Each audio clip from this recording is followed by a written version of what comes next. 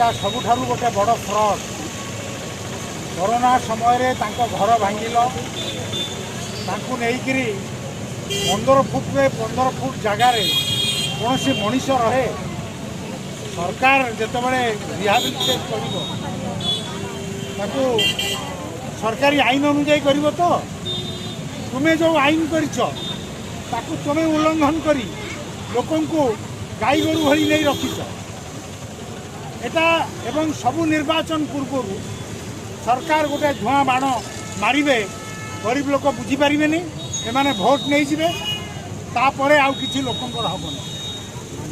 आज आमर आंदोलन कारण हूँ तुम्हें पट्टा दियो लोक पट्टा दियो म्युनिसिपल कॉर्पोरेशन एक्ट अनुजाई तुम्हें पट्टा दियो लोक को भंडाओ नहीं।